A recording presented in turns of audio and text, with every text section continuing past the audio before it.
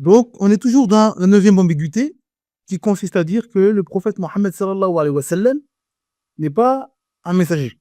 Et dans la vidéo à laquelle on est en train de réagir, il prétend que le prophète Mohammed sallallahu alayhi wa sallam n'est pas un messager parce qu'il ne correspond pas aux critères d'un prophète selon la Torah et la tradition juive.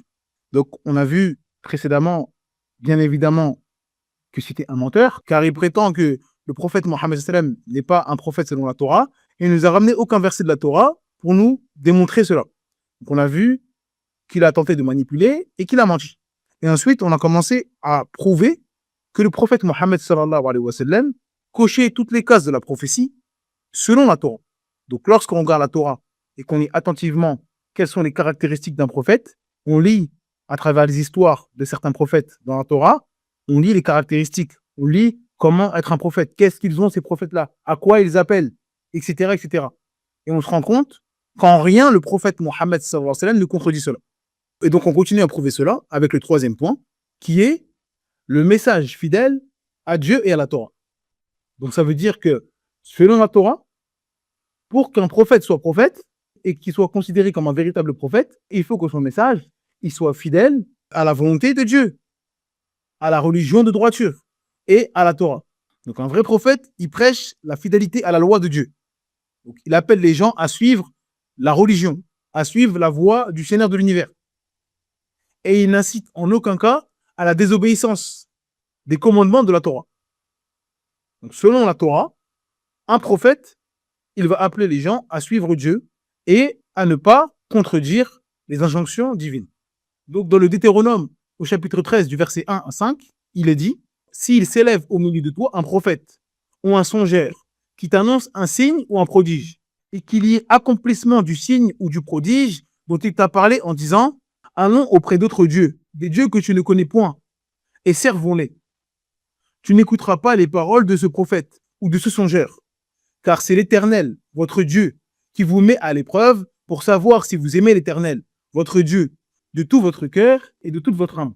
Vous irez après l'Éternel, votre Dieu, et vous le craindrez. Vous observerez ses commandements, vous obéirez à sa voix, vous le servirez et vous vous attacherez à lui. Ce prophète ou ce songeur sera puni de mort, car il a parlé de révolte contre l'Éternel, votre Dieu, qui vous a fait sortir du pays d'Égypte et vous a délivré de la maison de servitude. Et il a voulu te détourner de la voie dans laquelle l'Éternel, ton Dieu, t'a ordonné de marcher. Tu ôteras ainsi le mal du milieu de toi. Donc ces versets nous expliquent que si un homme se prétend prophète et demande aux gens d'adorer des fausses divinités et de contredire les injonctions divines, donc le socle de ce qui a été révélé dans la Torah, alors il ne faudra pas le suivre. C'est pas un vrai prophète. Même s'il vient avec des miracles, etc., il fait des choses extraordinaires. S'il appelle les gens à suivre des fausses divinités qui ne sont pas connues des prophètes qui sont venus avant lui, et s'il appelle à désobéir au socle de la Torah, aux injonctions de la Torah, alors il ne faudra pas le suivre. Et ce sera une épreuve de la part de Dieu. Et c'est pas un véritable prophète. Donc nous, qu'est-ce qu'on doit faire pour savoir si le prophète Mohammed sallallahu alayhi wa sallam correspond à cela? Car le prophète Mohammed sallallahu alayhi wa sallam est venu aux gens. Il a dit aux gens qu'il était un prophète. Il est venu avec des miracles. Et donc, est-ce qu'il faut le suivre ou non? Comment savoir s'il faut le suivre ou non? S'il appelle à une divinité connue, unique, seule, sans associé, alors ce sera un prophète, selon la Torah. Mais s'il appelle au polythéisme, ou à des fausses divinités, ou il appelle à contredire les injonctions et le socle de la Torah, alors il ne faudra pas le suivre. Donc nous, qu'est-ce qu'on doit faire? On doit regarder le socle de la Torah. Qu'est-ce que le socle de la Torah? Le socle de la Torah, c'est les 10 commandements. Et donc ces 10 commandements, ils apparaissent dans 2 passages principaux dans la Torah. Dans l'Exode, au chapitre 20, du verset 1 à 17, et dans Deutéronome, au chapitre 5, du verset 4 à 21. Donc ça, c'est les 10 commandements, c'est connu. Donc est-ce que lorsqu'on suit le message du prophète Mohammed sallallahu alayhi wa sallam, on va contredire les 10 commandements? Ou est-ce qu'on va suivre les 10 commandements? Donc celui qui est juif aujourd'hui et qui suit les 10 commandements, est-ce que s'il suit le prophète Mohammed sallallahu alayhi wa sallam, est-ce qu'il va contredire les 10 commandements et il va se mettre à pratiquer quelque chose qui contredit les 10 commandements et contredit le monothéisme, ou alors il va être dans la continuité de cela? Si, en suivant le prophète Mohammed sallallahu alayhi wa sallam, on contredit les 10 commandements, alors selon la tradition juive, ce n'est pas un prophète. Et s'il est en continuité avec le message de Moïse et les 10 commandements, alors il peut être considéré comme un prophète. Donc le premier commandement, c'est quoi?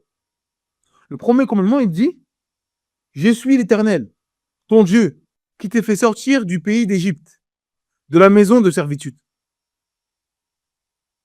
Donc le premier commandement, c'est d'attester que l'Éternel, donc le Seigneur de l'univers, est une divinité unique. Donc le monothéisme, attester que c'est une divinité unique. D'après Uthman ibn Affan, radiyallahu anhu, le messager d'Allah sallallahu alayhi wa sallam a dit « Celui qui meurt tout en sachant qu'il n'y a aucune divinité qui mérite l'adoration en dehors d'Allah entrera au paradis. » Donc dans ce hadith, le prophète Mohammed sallallahu alayhi wa sallam enseigne quelque chose de fondamental aux musulmans. Il les informe que celui qui va mourir avec la ferme croyance dans son cœur qu'il n'y a aucune divinité qui mérite l'adoration, à l'exception du Seigneur de l'univers, l'Éternel, qui ne meurt jamais, Al-Hayy, Al-Qayyum, entrera au paradis. Et donc c'est exactement l'application du premier commandement. Reconnaître qu'il y a une divinité unique, qui mérite l'adoration seule, sans associé.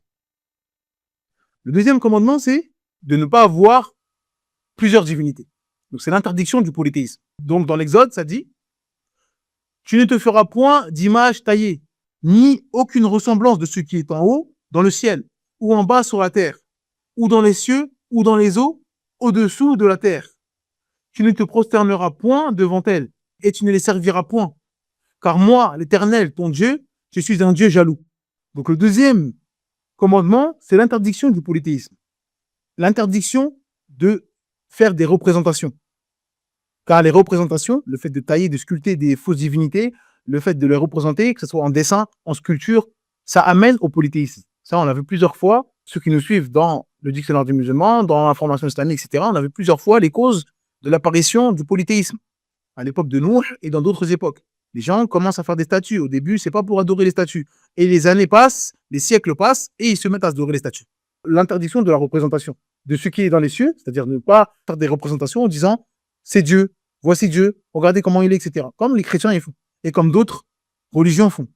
Et également ceux qui sont sur la terre. Commencer à représenter des hommes pieux, des hommes importants, etc. Parce que les gens, avec les années, avec l'ignorance, vont se mettre à les adorer. Donc ça, c'est le deuxième commandement. D'après Abdullah ibn Mas'ud, radiyallahu anhu, il a demandé au prophète Mohammed sallallahu alayhi wa sallam quel est le plus grand péché auprès d'Allah. Il répondit, c'est que tu associes à Allah un égal, alors qu'il t'a créé. Donc dans ce hadith, on demande au prophète Mohammed sallam quel est le plus grand des péchés. Le prophète Mohammed sallam dit que le plus grand des péchés, c'est de donner un associé à Allah, d'adorer autre qu'Allah, d'adorer quelqu'un avec Allah, alors que c'est Allah qui nous a créés seuls. Celui qui t'a créé seul doit être adoré seul. Et donc, il ne faut pas faire de polythéisme, vouer une adoration à autre que le Seigneur de l'univers. Un homme est venu à Ibn Abbas et lui dit « Je suis un homme qui façonne des images. Donne-moi une fatwa concernant cela. » Ibn Abbas lui dit « Approche-toi de moi. » L'homme se rapprocha. Puis Ibn Abbas lui dit une seconde fois « Approche. » L'homme s'approcha. Ibn Abbas posa sa main sur sa tête et lui dit « Je vais t'informer de ce que j'ai entendu du messager d'Allah. Toute personne façonnant des images est dans le feu. On lui attribuera une âme, c'est-à-dire une vie supplémentaire, pour chaque image qu'il aura façonnée, pour être châtié dans le feu. » Ibn Abbas poursuivit en lui disant « Si tu es véritablement contraint de façonner des images, alors façonne des arbres ou ce qui n'a pas d'âme. » Donc dans ce hadith, un homme avait pour métier de représenter, de façonner des êtres vivants, des créatures, des statues. Et il savait que c'était interdit. Ça, c'est une preuve qu'il savait que c'était interdit. Beaucoup de musulmans aujourd'hui vont dire non, mais c'est permis, etc. Il savait que c'était interdit car il est venu voir Ibn Abbas, il lui a dit donne-moi une fatwa, donne-moi la permission de faire parce que moi, c'est mon métier. Donc donne-moi l'autorisation. D'accord, c'est interdit pour les autres qui font pas ça, qui font ça par passe-temps, mais moi, c'est mon gagne-pain. Donc donne-moi une fatwa. Ibn Abbas lui a dit approche-toi. 2 fois. Et il s'est approché, il lui a dit j'ai entendu le messager d'Allah dire que toute personne qui façonne des images, il sera au feu. Et on va lui donner le jour du jugement une âme supplémentaire pour chaque image qu'il aura façonnée. Et il va être châtié pour ça. Donc ça montre la grande interdiction de faire cela. Pourquoi? Comme on l'a dit, ça amène à quelque chose de grave. Et cette chose grave, c'est le shirk. Ça amène au shirk. Les gens vont se mettre à adorer des idoles, des statues, etc., etc. Et c'est la même chose pour les photos. Aujourd'hui, on voit des gens qui prennent leurs enfants en photo, qui prennent leur père, leur grand-père en photo, et quand ces derniers meurent, ils se mettent à faire des posters. La nuit, il vient, il parle à la photo, oh, etc. Il a des croyances derrière. C'est une passerelle au shirk. Et ça, que vous le vouliez ou non. D'après Abu Hurairah radhiyallahu anhu, le prophète sallallahu alayhi wa sallam a dit, certes, Allah est jaloux. Et sa jalousie se manifeste lorsque le croyant fait ce qu'il a interdit. Donc dans ce hadith, le prophète Mohammed sallallahu alayhi wa sallam nous informe qu'Allah est jaloux, comme il est mentionné dans l'Exode. C'est pour ça qu'il est interdit d'adorer autre que lui. Et la jalousie d'Allah azza wa jal se manifeste lorsque le serviteur accomplit quelque chose de interdit. Et bien sûr, la plus grande interdiction de manière absolue, c'est adorer autre que lui, faire du shirk, l'association. Le troisième commandement, c'est l'interdiction de prendre en raillerie ou en vain le nom de l'Éternel. Donc dans l'Exode chapitre 20 au verset 7, il est dit « Tu ne prendras point le nom de l'Éternel, ton Dieu en vain, car l'Éternel ne tiendra pas pour innocent celui qui prendra son nom en vain. » Donc là, ça consiste à utiliser le nom de l'Éternel en vain, pour des choses futiles, pour des choses mondaines, d'utiliser quelque chose de noble, donc le nom de l'Éternel, le nom du divin, le nom du Seigneur de l'univers, et l'utiliser pour des choses viles. D'après Salman al-Farisi, le messager d'Allah sallallahu alayhi wa sallam a dit 3 personnes qu'Allah ne regardera pas le jour du jugement. Un vieillard fornicateur, un pauvre arrogant et un homme qui utilise le nom d'Allah pour son commerce, ne vendant et n'achetant qu'en jurant par lui. Donc ce noble hadith, il nous informe qu'Allah Azza wa Jal, il va délaisser et il ne fera pas miséricorde à 3 catégories de personnes. Parmi ces catégories de personnes, un vieillard fornicateur. Pourquoi un vieillard fornicateur et pas un jeune fornicateur? Car le jeune, celui qui est jeune en âge, il a, entre guillemets, beaucoup de testostérone. Il est peut-être éprouvé par le mariage. Quelqu'un qui est jeune, il a cette fougue, cette envie, d'accord? Et c'est difficile pour lui peut-être de se retenir. Même si c'est un péché, c'est grave. Mais c'est différent pour quelqu'un qui est âgé, parce qu'il cumule 2 choses. Il est proche de la mort. La testostérone a baissé, donc les envies, les shahawat, les désirs, les pulsions diminuent. Et donc, normalement, il est censé pouvoir plus facilement se contenir. Et malgré ça, il persiste dans le péché. Et c'est un fornicateur, c'est un fornicateur, c'est un fornicateur, alors que c'est une personne âgée. Donc lui, c'est pire. Donc bien sûr, c'est grave de faire de la fornication à n'importe quel âge. Mais le vieillard fornicateur, c'est pire. Deuxième catégorie de personne, c'est un pauvre arrogant. Donc évidemment, être arrogant, ce n'est pas permis. Être orgueilleux, c'est pas permis en islam de manière absolue. Mais quelqu'un qui est pauvre, c'est quelqu'un qui est rabaissé, qui devant les gens demande. Il tend la main. Il n'a rien, il n'a pas de vêtements. Ou en tout cas, il a des vêtements déchirés, etc. Donc il est humilié socialement. Et malgré le fait qu'il soit humilié socialement, rabaissé, il ne gagne pas en humilité. Il est arrogant, orgueilleux. Je lui donne quelque chose, il dit j'en veux pas. J'ai pas besoin de toi. Je veux pas d'argent, je veux ça. Je veux pas à manger, je veux de l'argent. Et ainsi de suite. Donc lui aussi, il cumule 2 choses graves. Et la troisième catégorie, c'est un homme qui utilise le nom d'Allah à tout va et en fait une marchandise. Donc il utilise le nom d'Allah parce qu'il sait qu'il y a des croyants sur qui le nom d'Allah fait de l'effet. Quand tu vas leur dire Allah, Wallahi, par Allah, ça va attendrir leur cœur. Ils vont baisser leur garde. Ils vont avoir de la sympathie pour toi. Et toi, tu utilises cela pour des intentions mondaines, pour obtenir des choses viles. Et donc, en plus d'utiliser le nom d'Allah, tu le fais pour des choses mondaines et rabaissées. Et donc, tu vas le voir au marché. Wallahi, Wallahi, c'est pas cher. Wallahi, je gagne là. Toutes les secondes, il dit Wallah. Toutes les secondes. Et il utilise cela pour des choses mondaines. Il a fait du nom d'Allah une marchandise. Ce qui est voulu ici, c'est qu'il n'utilise plus le nom d'Allah pour des choses sublimes, des choses immenses, comme le rappel d'Allah, méditer sur la création d'Allah, sur les versets d'Allah. Utiliser Allah dans les choses immenses. Quand il arrive un bien, on va dire Subhanallah, Alhamdulillah, Allah c'est Al-Razzaq, c'est lui qui nous donne la subsistance, etc. Donc quand le nom d'Allah est dans sa bouche, ça nous rappelle des choses immenses, élevées, sublimes. Non, à chaque fois qu'il utilise le nom d'Allah, c'est pour quelque chose de vil et de rabaissé. C'est de l'argent, des choses mondaines, des fois du mensonge. Il triche dans la balance. Wallah, wallah, wallah. À chaque fois qu'il y a le nom d'Allah, derrière, il y a quelque chose de vil et de rabaissé. Donc le nom d'Allah, il en a fait une marchandise, il en a fait quelque chose dans sa bouche, bien sûr, de rabaissé. Et c'est ce qu'on voit aujourd'hui, malheureusement, avec des gens qui utilisent le nom d'Allah pour rien. Et même des rappeurs, dans leur rap, ils vont dire Wallah. Ils vont utiliser le nom d'Allah dans leur rap. Dans du haram. Pour draguer une femme, il va dire Wallah. Pour passer pour quelqu'un de bien, etc. Dans le haram, dans la drogue, il va faire des transactions où ils vendent la drogue, etc. Et pour passer pour quelqu'un de sérieux, il va dire Wallah. Donc tu utilises le nom d'Allah pour des choses viles et rabaissantes. Jusqu'à ce qu'aujourd'hui, même les non-musulmans, ils utilisent le nom d'Allah pour rien. Les koufars, tu l'entends dire Wallah, Wallah. Parce qu'aux yeux des musulmans, c'est devenu quelque chose de léger.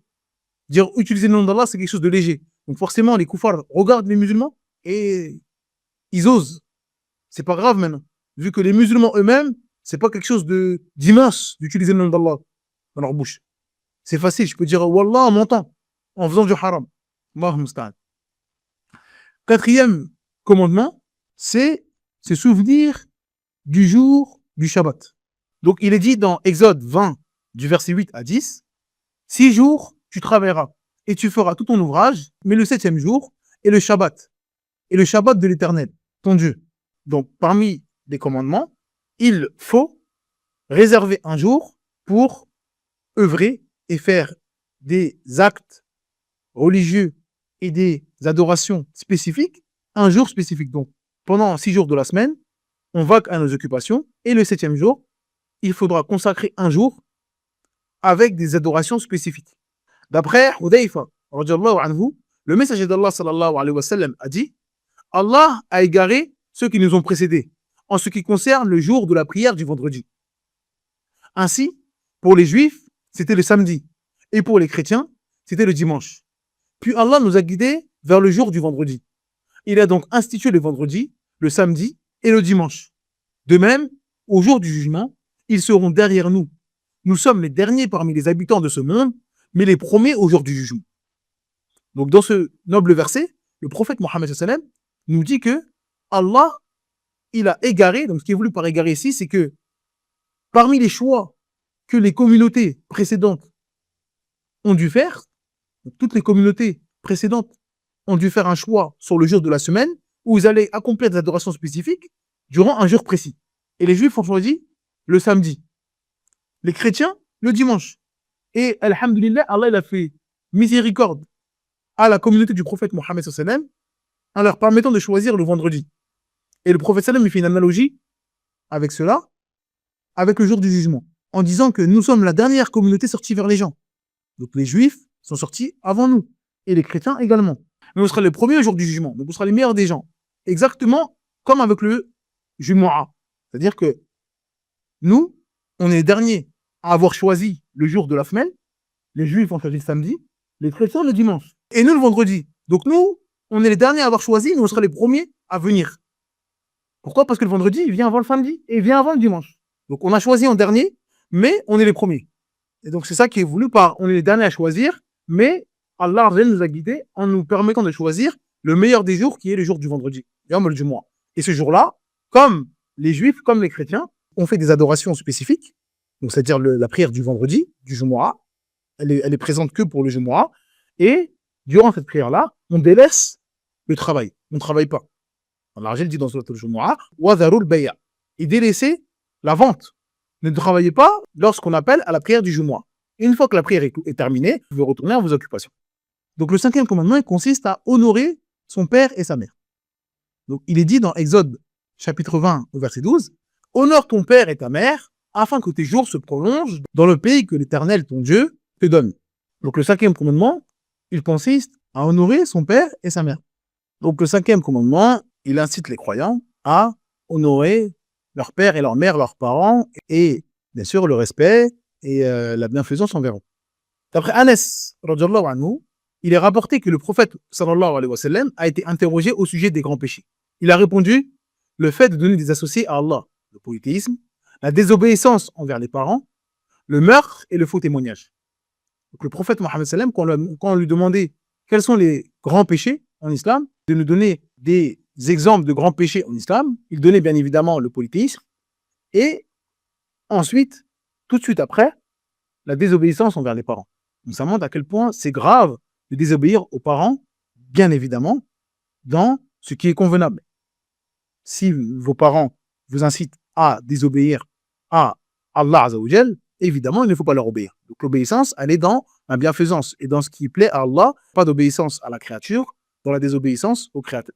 Donc Aïcha radiallahu anha, le prophète sallallahu alayhi wa sallam a dit « J'ai dormi et dans mon sommeil, je me suis vu dans le paradis et j'ai entendu la voix d'un lecteur en train de lire. J'ai dit « Qui est-ce » Ils m'ont dit « C'est Haritha ibn Nu'man. » Alors le prophète sallallahu alayhi wa sallam dit « Ceci est la bienfaisance envers les parents. Ceci est la bienfaisance envers les parents. » Il faisait partie de ceux qui étaient le plus bienfaisants envers sa mère. Donc dans ce noble hadith, le prophète Mohammed sallam nous dit qu'il a fait un rêve. Et comme vous le savez, les songes, les rêves des prophètes sont vérités, font partie de la révélation. Donc s'il a vu ça en rêve, c'est une annonce, une bonne annonce de la part de celui qui a été vu dans ce rêve-là. Donc le prophète Mohammed sallam nous dit qu'il s'est vu dans son rêve au paradis. Et il a entendu quelqu'un réciter, en train de lire. Et il a demandé, qui est cette personne-là? Et on lui a dit, c'est Haritha ibn Nu'man, donc un des compagnons du prophète Mohammed sallam. Et donc là, on a l'annonce que Haritha ibn Nu'man sera parmi les gens du paradis. Pourquoi? Parce que le prophète Mohammed sallam l'a vu en rêve. Et les rêves du prophète Mohammed sallam font partie de la prophétie. Quelles sont les causes qui ont permis à Haritha ibn Nu'man d'entrer au paradis? Le prophète Mohammed sallam nous informe de cela. Il nous dit, ceci est la bienfaisance envers les parents.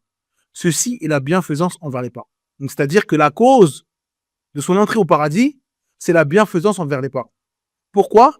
Parce qu'il était connu pour être le plus bienfaisant avec sa mère. Radiallahu anhu. Donc on voit clairement que l'islam et le prophète Mohammed sallam nous incitent à être bienfaisants envers les pères et mères. Le 6e commandement, il dit « Tu ne tueras point ». Dans l'Exode, au chapitre 20, au verset 13, il est mentionné clairement « Tu ne tueras point ». Donc l'interdiction de tuer. D'après Abdullah ibn Omar, le prophète sallallahu alayhi wa sallam a dit « Le croyant ne cesse d'être dans une situation de largesse vis-à-vis de sa religion tant qu'il ne fait pas couler un sang interdit. » Donc dans ce hadith, le prophète sallam nous dit que le croyant, il est dans la largesse dans sa religion. Alhamdulillah, il est dans la facilité. La religion, c'est facilité. D'accord? On commet tous des péchés, on a tous des manquements, mais on est sur la bonne voie, on va dire. Tant que il ne va pas faire couler le sang interdit. Il y a du sang interdit. Faire couler le sang, c'est plus général que tuer. C'est-à-dire que faire couler le sang, il y a aussi frapper. Il y a aussi frapper. Donc frapper, tuer, combattre des gens sans droit, sans raison religieuse. Quand les raisons religieuses, c'est celui qui a tué, celui qui a volé, etc. Donc ce que la législation a autorisé comme peine légale, donc là, c'est pas sans droit. Il y a un juge musulman qui fait une enquête, etc. Et il y a un jugement. C'est plus un sang interdit. Un sang interdit, c'est un sang que l'islam a rendu illicite. C'est pas permis de combattre ou de tuer. Que ce soit un musulman ou un non-musulman. Il y a des non-musulmans avec qui il y a un pacte entre les musulmans, donc ça veut dire un pacte de non-agression. Donc il n'est pas permis d'agresser, de frapper, de tuer, etc. Donc celui qui fait cela, il aura commis un énorme péché. Et il sera dans la difficulté dans sa religion. On a peur pour lui. On a peur pour sa religion. 7e commandement, tu ne commettras point d'adultère. Donc l'interdiction de l'adultère et de la fornication. D'après Abu Hurairah radhiyallahu anhu, le messager d'Allah sallallahu alayhi wa sallam a dit « Lorsque l'homme commet la fornication, la foi sort de lui et reste au-dessus de lui comme une ombre, puis lorsqu'il cesse, la foi revient à lui. » Donc, dans ce noble hadith, le prophète Mohammed sallam nous informe que celui qui commet cet ignoble péché qui est la fornication, quand il commet cet acte-là, sa foi sort de son cœur. Elle est au-dessus de lui. Donc, ça ne veut pas dire que c'est un mécréant. Pendant un moment, sa foi a été dissociée de lui. Et quand il arrête cet acte-là, la foi revient. C'est-à-dire qu'il a encore la foi, c'est un musulman, mais il a commis un énorme péché, c'est grave. C'est pour faire comprendre que là, il a fait quelque chose de grave. Et il ne doit pas mourir là-dessus. Et vous connaissez évidemment la sentence de celui qui commet la fornication en islam. Donc, il y a la sentence de celui qui a jamais été marié et la sentence de celui qui a été marié. Mais dans tous les cas, il n'y a pas besoin de parler pendant longtemps pour dire que l'islam blâme sévèrement la fornication. Tout comme les 10 commandements. 8e commandement, tu ne voleras point. Le 8e commandement, c'est l'interdiction du vol. Urwa ibn Zubayr, radiyallahu anhu, rapporte qu'une femme avait volé lors de l'expédition de la conquête de la Mecque à l'époque du messager d'Allah sallallahu alayhi wa sallam. Les membres de sa tribu se tournèrent alors vers Oussama ibn Zayd pour intercéder en sa faveur. Urwa raconte, lorsque Oussama parla au sujet de cette femme, le visage du messager d'Allah sallallahu alayhi wa sallam changea de couleur. Et il dit, tu intercèdes à propos d'un châtiment d'Allah. Oussama répondit, demande pardon pour moi au messager d'Allah. Le soir venu, le messager d'Allah sallallahu alayhi wa sallam se leva pour donner un sermon. Il loua Allah comme il mérite d'être loué, puis dit, ce qui a perdu les gens avant vous, c'est qu'ils laissaient impunis les nobles parmi eux lorsqu'ils volaient, mais lorsqu'un faible volait, ils appliquaient le châtiment. Par celui qui détient l'âme de Mohammed dans sa main. Si Fatima, la fille de Mohammed, avait volé, je lui aurais coupé la main. Ensuite, le messager d'Allah sallallahu alayhi wa sallam ordonna que la main de cette femme soit coupée. Donc dans ce hadith, on a l'histoire d'une femme qui était noble, qui faisait partie des nobles familles mécoises, qui a volé. Et donc ça s'est su, et donc évidemment, le châtiment sur elle devait se faire. Donc on devait lui couper la main. Et les nobles de sa famille, les membres de sa famille, ont demandé à Oussama ibn Zayd d'intercéder en disant, Oussama, tu es proche du prophète sallallahu alayhi wa sallam. Tu fais partie des bien-aimés du prophète Mohammed sallallahu alayhi wa sallam. Donc, est-ce que tu peux aller le voir pour lui dire d'intercéder en disant, bon, cette femme-là, elle a volé, certes, mais etc., il faut lui pardonner. Donc, Oussama, il est parti voir le prophète Mohammed sallam en voulant intercéder pour cette femme-là. Le prophète Mohammed sallam, quand il a entendu cela, son visage a changé de couleur. Il s'est mis en colère. Et il a dit à Oussama, est-ce que tu me demandes d'intercéder dans un châtiment d'Allah, dans une loi d'Allah, tu me demandes de changer les lois d'Allah? Et Oussama, tout de suite, il s'est repris en disant, oh, messager d'Allah, implore Allah pour qu'il me pardonne. Et le prophète, il l'a laissé. Et le soir même, il s'est levé et il a fait un sermon, il a parlé aux gens. Et il a dit que les gens, avant les musulmans, donc les enfants d'Israël et autres, ils ont péri. Pourquoi ils ont péri? Parce qu'ils appliquaient le jugement du voleur pour les pauvres. Donc quand un pauvre vole, ah là on l'applique. Faut pas voler, c'est pas bien. Mais quand il y a un riche, un noble, qui a du pouvoir, qui vole, ah là on le laisse. Les communautés avant nous ont péri à cause de ça. Et le prophète Mohammed sallam a donné un exemple frappant en disant, si ma propre fille avait volé, je lui aurais coupé la main. Donc même si c'est mon sang qui vole, on doit appliquer les lois d'Allah avec justice et avec équité. Et le prophète Mohammed sallam a ordonné qu'on coupe la main à cette femme. Donc on voit clairement la gravité en islam de voler. 9e commandement, il dit, tu ne porteras point de faux témoignages contre ton prochain. Donc l'interdiction du faux témoignage, qui est un grave péché. D'après Abu Bakr, radiyallahu anhu, le prophète sallallahu alayhi wa sallam a dit, ne vais-je pas vous informer des plus grands des péchés? Nous avons dit, certes, ô messager d'Allah. Il a dit, l'association à Allah, le mauvais comportement avec les parents. Le prophète sallallahu alayhi wa sallam était appuyé, alors il s'est assis et a dit, certes, la fausse parole et le faux témoignage. Certes, la fausse parole et le faux témoignage. Donc dans ce hadith, le prophète Mohammed sallallahu alayhi wa sallam a informé ses compagnons d'un certain nombre de grands péchés en islam et des péchés que le musulman doit éviter à tout prix. Et parmi ces grands péchés, il y a le faux témoignage. Donc témoigner, jurer qu'un tel a fait telle ou telle chose alors qu'on sait que c'est faux. Ça c'est grave. Ça cause la corruption sur la terre. On commence à mentir. On n'aime pas notre voisin. On n'aime pas un tel, on commence à faire des faux témoignages. Je l'ai vu, lui. Wallah, je l'ai vu, il a fait ça. Je l'ai vu, elle a fait ça. Elle, je l'ai vu avec elle a fait la fornication. Et ainsi de suite. Alors qu'on l'a pas vu faire ça. Et ainsi de suite. Et ça se propage. Et après, ça provoque la corruption sur la terre. Ça fait même couler le sang des musulmans parfois. Ensuite, 10e et dernier commandement, le fait de convoiter ce que possède notre frère. Dans Exode, au chapitre 20, au verset 17, il est dit, tu ne convoiteras point la maison de ton prochain. Tu ne convoiteras point la femme de ton prochain. Ni son serviteur, ni sa servante, ni son bœuf, ni son âne, ni aucune chose qui appartienne à ton prochain.